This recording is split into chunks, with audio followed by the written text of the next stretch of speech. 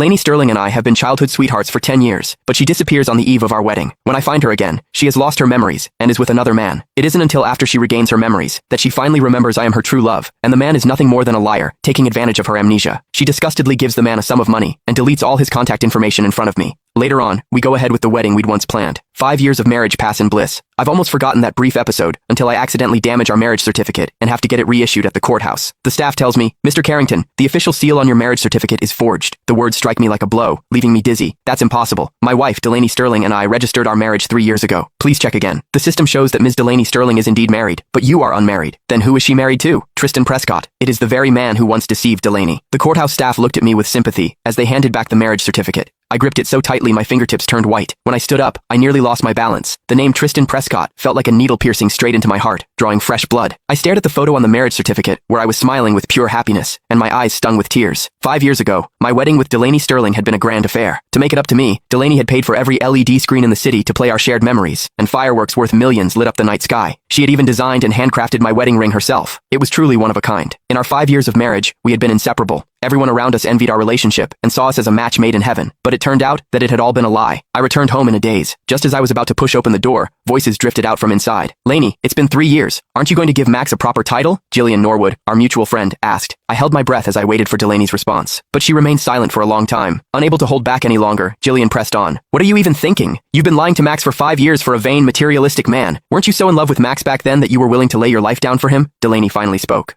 "I just wanted to make sure that Tris is in a stable condition first. Back when I left him, he missed me so much that he got sick and tried to slit his wrists at home. He almost died. He can't live without me. Max gets to be with me openly, but I can't always stay by Tris's side. Is it really so wrong for me to give him a status as compensation?" The blood drained from my face. Every word she spoke tore my heart to shreds. Besides, he's Colin's father, even if only for the sake of our child. I owe him that much. Though it was still the height of summer, I felt as though my heart had been plunged into an icy abyss. Shortly after we got married, Delaney had discovered she was pregnant. At the time, I had thought it was a gift from heaven, a double blessing. Now that I thought about it, this explained why she had asked me to be gentle with her on our wedding night. Back when my son, Colin Sterling, first learned to talk and called me daddy, her expression had darkened instantly. I had thought she was just jealous that Colin hadn't called her mommy first. Now I realized it was because she never wanted Colin to acknowledge me as his father. For 5 long years, I had been kept in the dark, lost in the beautiful dream she had woven for me. I had never realized that the person sleeping beside me had long since lost her love for me. The strength left my legs, and I collapsed to the floor. Hearing the noise, Delaney and Jillian immediately fell silent. When Delaney saw me sitting on the floor, she rushed over anxiously to help me up. But when Delaney reached out to help me, I instinctively pulled away. Her eyes flickered with panic as she carefully asked, "Max, what's wrong?" I stared at her, wondering just how much sincerity lay behind those anxious eyes.